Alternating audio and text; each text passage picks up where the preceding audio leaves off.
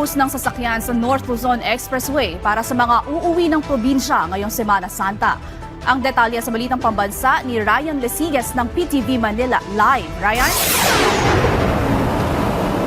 Sheila, sa mga oras na ito ay nakakaranas na ng slow moving dito sa ilang bahagi ng North Luzon Expressway o NLEX, at batay nga sa monitoring ng NLEX, kung minsan ay pumapalo na lamang sa 30 hanggang 40 kilometers per hour yung takbo ng mga sasakyan. Kung minsan daw ay umaabot na rin, Sheila, sa 8 hanggang 9 na kilometro ang tukod ng traffic, partikular na dito sa may bahagi ng Balintawak Toll Plaza hanggang sa bahagi ng Marilao, sa bahagi ng Bulacan.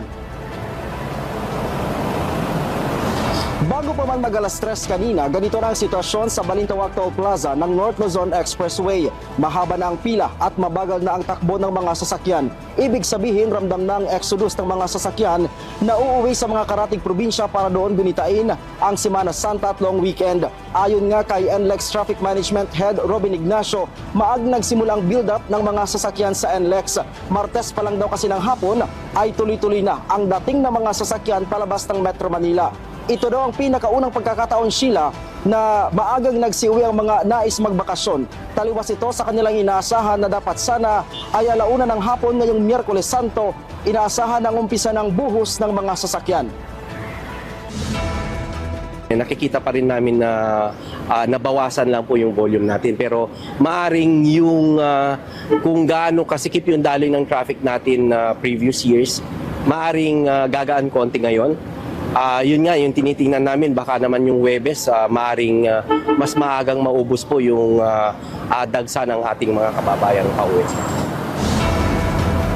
Sila, dahil napaga nga ang bugso ng mga sasakyan, 1:30 ng hapon kanina nang buksan ng NLEX ang kanilang zipper lane mula Balintawak hanggang Marilao at mula sa San Fernando hanggang sa may bahagi ng Dao. May mga oras naman na pinatitigil ng NLEX ang zipper lane dahil buhos na rin daw yung mga sasakyan sa southbound lane ng NLEX o yung mga papasok naman ng Metro Manila. Nauna nang sinabi ng NLEX na maring umabot sa 385,000 kada araw ang bilang ng mga sasakyan na dadaan sa NLEX simula ngayong araw.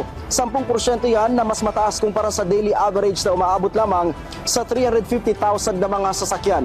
Upang makatulong nga sa pamamahala ng maayos na daloy ng mga sasakyan, Sheila, sinabi ni Ignacio na ang lahat ng mga lane ay bukas na 24/7. Nagpapatupad din ng full deployment ng mga traffic personnel at ang lahat ng pagkukumpuni ng kalsada ay suspindido na. Sheila, sa mga oras nito dito sa may Balintawak Toll Plaza, kung yung makikita dito sa aking likuran, nawala yung build-up ng mga sasakyan, pero asahan na, ang sabi ni Sir Robin Ignacio kanina, asahan daw yung ganyang klaseng sitwasyon habang paparating naman yung gabi. Inaasahan nila, Sheila, na bagamat bumuhos na yung mga motorista simula kahapon, ay masikip pa rin ang daloy ng trapiko hanggang bukas ng madaling araw. Sheila. Maraming salamat, Ryan Lesigas.